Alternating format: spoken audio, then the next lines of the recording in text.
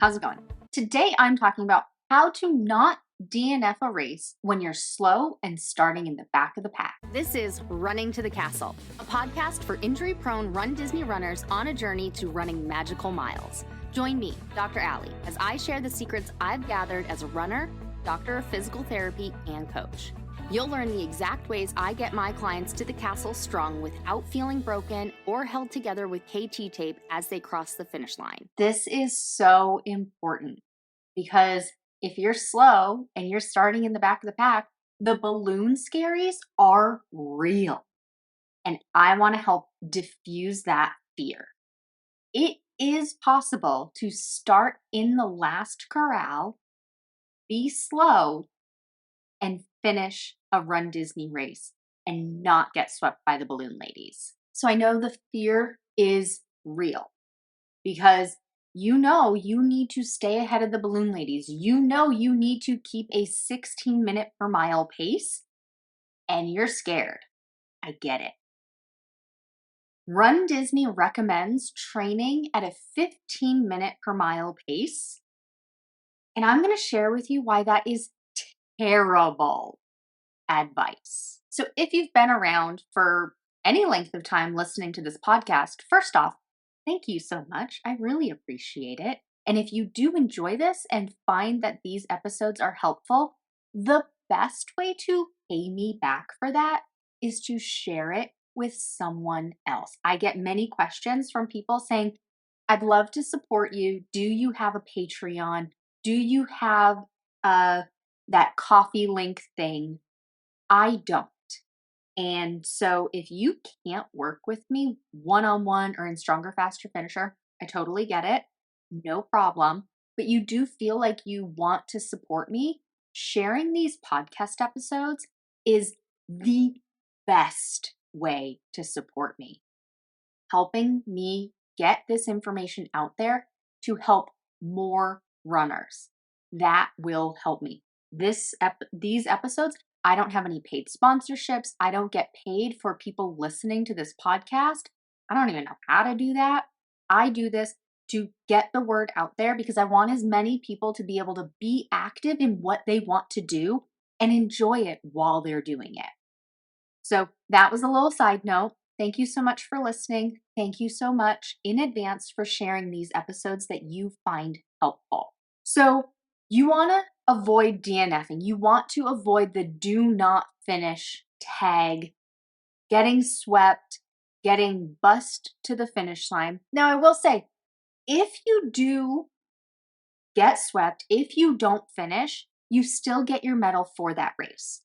Anybody who crosses the start line gets that medal. You don't get a medal if it's part of a challenge. You don't get the challenge medal if this race is part of a challenge. So for example, if it's a 2-course challenge like the Chills and Thrills Halloween race weekend, if it's the Chills and Thrills over Halloween half marathon weekend, you don't get the Chills and Thrills medal if you get swept, let's say during the 10K or you get swept during the half marathon. You do get whatever race medal you started. So if you started and finished the 10K, you get the medal. If you started and get swept on the half marathon, you still get the half marathon medal. You don't get the Chills and Thrills challenge medal.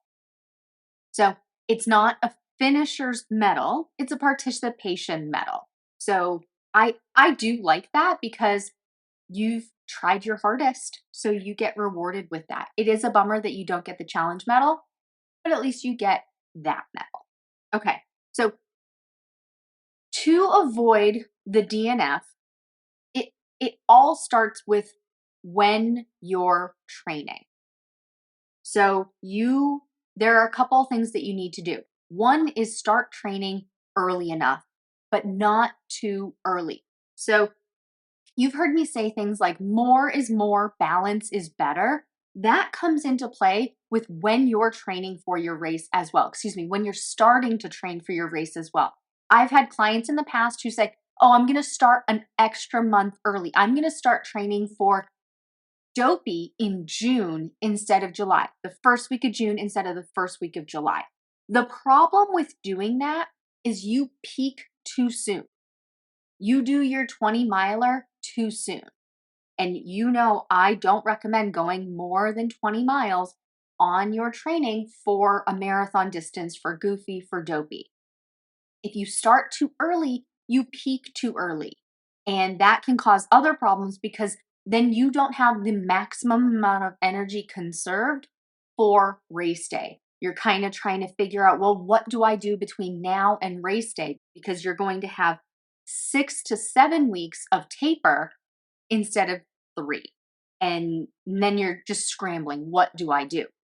But on the other hand, you might be thinking, well, Dr. Ali, I'm going to do that because life happens and I need to factor in that I'm going to be not working out for a whole month. So that's a problem as well, because even if you start a month early, if you miss a whole month in a row, you can't just pick up where you left off. You have to repeat the previous month, which can put you behind. So the best way for your training plan is to start when that training plan starts. And if you use any of my free Run Disney training plans, it has the starting date right on there. And don't worry, I factor in life getting lifey training weeks. I call them deload weeks. They happen every 5 to 6 weeks. And they're there for when life happens. You can skip them. Let's say you miss a long run one week. Well, in somewhere in your training plan, a deload week is going to come up and you can just kind of flip flop it. You missed a long run. Well, that's your new deload week.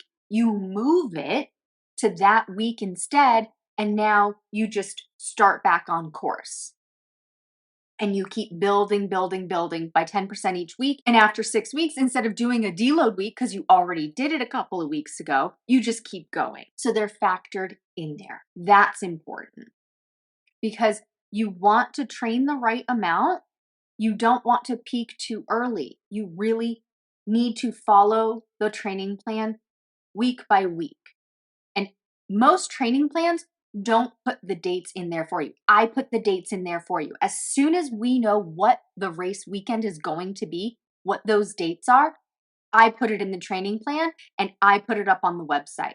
Now, actually, I should change that. I don't put it up on the website until after that race has already happened for the previous year. So as an example, I don't think we do, but it's very possible to find out, let's say marathon weekend, race dates for 2027 as an example, because right now we're in 2025, race weekend for 2026, we're in full swing of training for that. So we know those dates. But let's say we find out marathon weekend training dates for 2027 before 2026 race day actually happens. I don't put the training plan up on the website just yet. I wait until that race weekend has completed. But I try and get it up ASAP. It's really interesting. This past year, I was going to get it up. So race weekend happened the beginning of January. I was planning on getting the race training plan up like the last week of January, beginning of February. Friend, I had so many people download the marathon or dopey training plans like 2 weeks after the marathon weekend. So goes to show I need to put it out there sooner. So I will. I'll try my best to get it out as soon as I can. Maybe I'll label it as 2027 race weekend and leave it up while 2026 is still there, while we're still going for it, because I do think that there will be overlap. Anyway, if you're using my training plans, you will see that the dates are on there. And so race training for marathon weekend for the marathon goofy or dopey started July 6th. That one I know and I've memorized it because so many people have asked me. Race weekend, wine and dine half marathon weekend, the half marathon and the 2-course challenge, that started June 22nd. I also know that because so many people have asked me. And then Halloween, half marathon weekend, half marathon and challenge training started May 4th. I know that one because I am training for the challenge. So I know when my training started.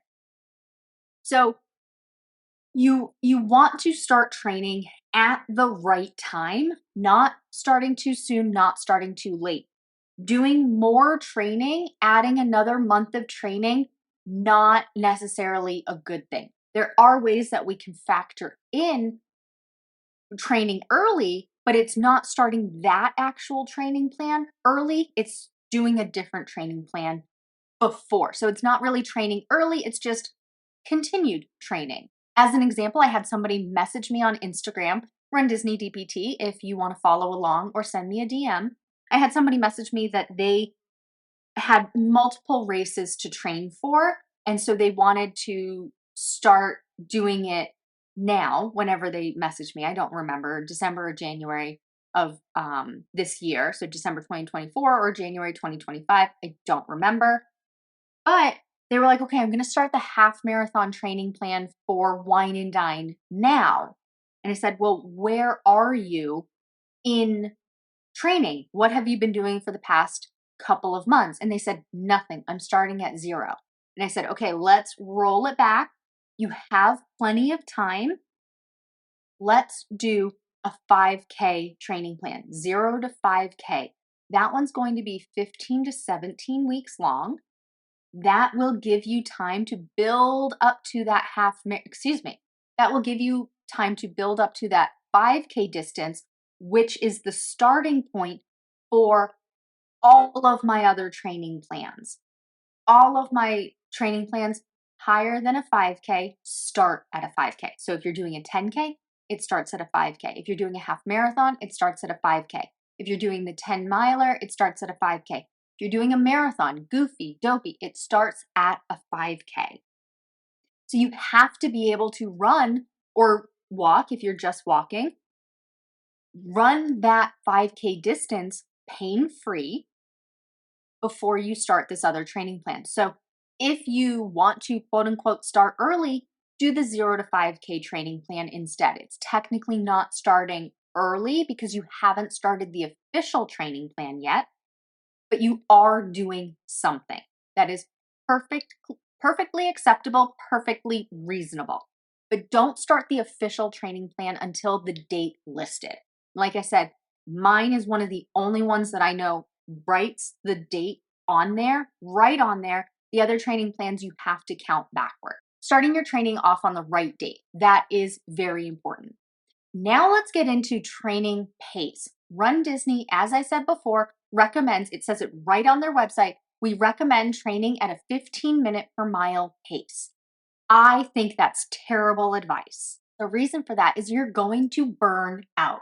If you are constantly trying to maintain this very specific pace and you aren't considering yourself a runner, you are slow, back of the pack, you're doing this because you want to be healthy, do hard things, and visit Disney, as opposed to somebody who wants to PR and podium and do a Boston qualifier. I'm not talking to that group of people. I'm talking to the former group of people.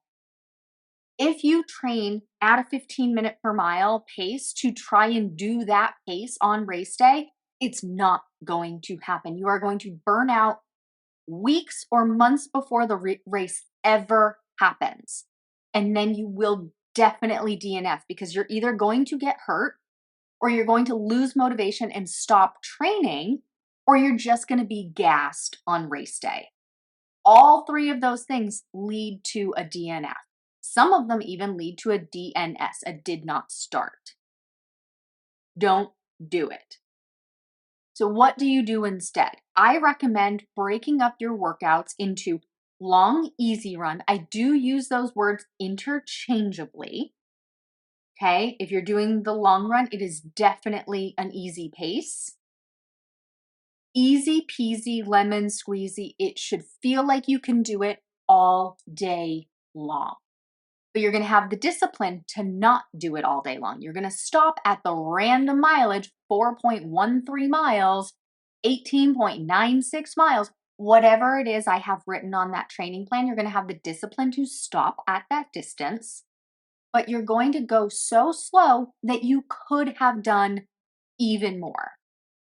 The reason for that is the long run is building longevity. It's building time on your feet so that on race day or race weekend, you can spend hours and hours and tens of thousands of steps for the race itself and at Disney.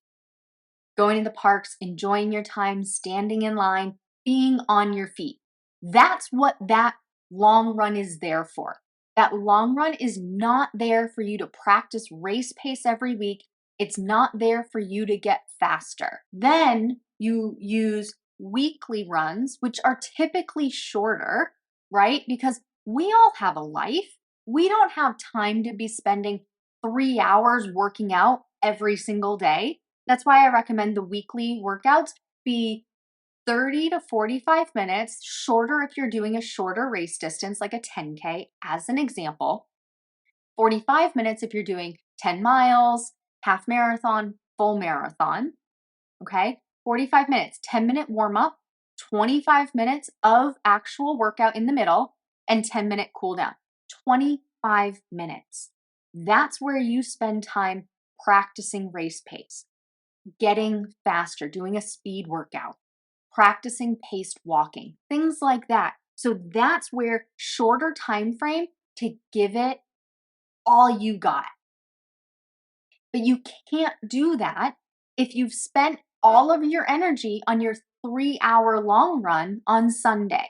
You're not going to have the energy to put anything, any amount of effort into a Tuesday short speed workout. The energy is just not going to be there. You won't have had enough time to recover from doing all that distance, being on your feet for all that time, and doing it at a significant pace. Now you might be saying, but Dr. Allie, on race day, I need to do that. Yes, but you don't need to do that week after week. You need to do it for 1 or 2 days. Even in dopey, you only need to do it 1 or 2 days. And that's what caffeine is for race weekend. And that's what all the carb loading is for race weekend.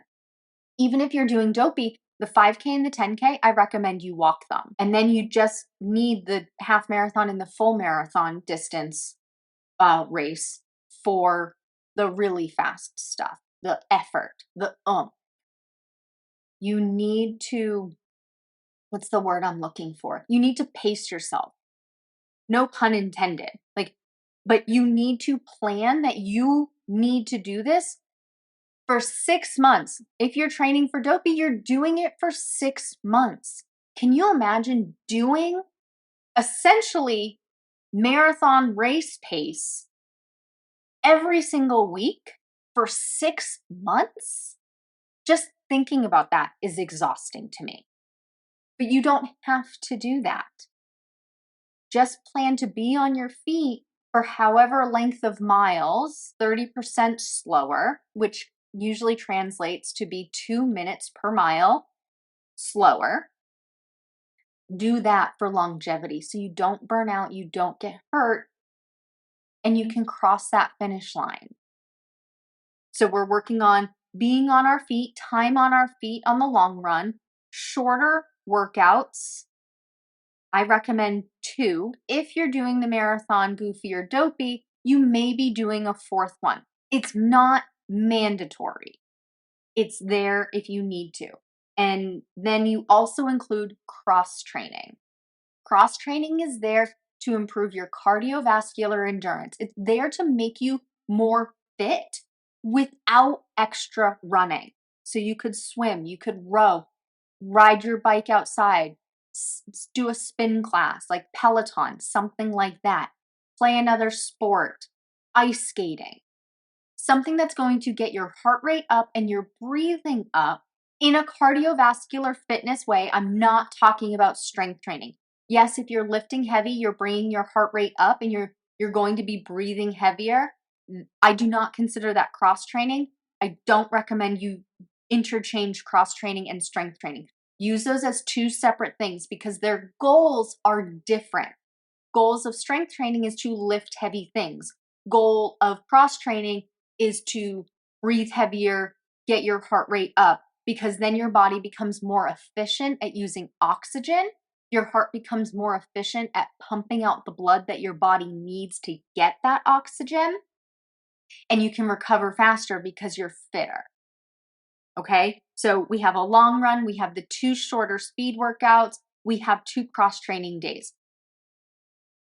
Finally, when it comes to your weekly training, you need rest days. If you're going all of the time, you're going to burn out. You are not going to want to do it. You're going to not look forward to the different workouts. You need those rest days. If you are injury prone or are building up your endurance, your body needs those rest days because that's when it heals. Even if you aren't injury prone, have never been injured, your body is still going through a lot when you're running and training for a race, when you're doing the long run, when you're doing these speed workouts, when you're adding weightlifting and strength exercises. Your body recovers and repairs on your rest days and when you're sleeping. So I do recommend 2 rest days a week. And then, of course, fueling and hydration. You need to give your body food and water, electrolytes, beverages to be able to replenish what you've been using during these workouts. Have you ever seen the episode of Full House? I don't remember what season it was, but DJ's relatively young, and she passes out at the gym. She's been trying to lose weight. And so she goes to the gym all the time. She's on the elliptical or whatever it is. She's not eating. She's skipping meals. And then she passes out or feels faint at the gym. And it's Stephanie who brings attention to it. And DJ's pissed at her. She's like, no, leave me alone, Stephanie. I'm fine. And Stephanie's like, no, you are not. I'm going to get Dad. I'm going to get Uncle Jesse. I'm going to get Uncle Joey. Somebody needs to look at you. And it's because she wasn't fueling herself and she was working out excessively. Now, even if you're not working out, quote unquote, excessively, not eating will lead to dizziness, fatigue, brain fog, higher heart rate. So higher heart rate, if you're not eating, well, then you're going to go and do a workout and you're going to feel gassed just from the get-go because your heart is already doing the amount of work or closer to the amount of work it should be doing once you're at the end of the workout. So how are you going to push through that whole workout if your heart rate is already starting higher? That does not make you more fit. It's going to wear you out even more, and you're not going to have anything left in the tank to put forth during this training. So the biggest things to avoid the DNF is don't train every training run at 15 minutes per mile. Don't train every training run as race pace. Divide it up, change it up so that you get time on your feet to practice being on your feet, and then shorter bouts to build the speed to make your heart more efficient so that you can recover faster, deal with any lactic acid that's building up. That's what you're doing. And then that will translate to race day. Include 2 cross-training workouts that aren't strength training. Include 2 rest days so that you recover. Today, we didn't even talk about strength or recovery rehab techniques. And then you need to also fuel and hydrate so that you have some gas in the tank to use during all of those workouts. Don't be like DJ on Full House. Don't do all of these things fasted because that will drain you of all of your energy. Please take what you've learned in this episode and use it to adjust your strategy for your Run Disney race training. It's not about doing more. It's about doing the right things in the right balance so you can finish strong, not broken. And if you want personalized guidance specific to your race, your injury history, your running background, and your goals, that's exactly what we do inside Stronger, Faster, Finisher. You'll get step-by-step instructions and a proven system to help you train smarter from start to finish. Join the waitlist today to be the first to know when it opens next. That's all for now. Talk to you soon.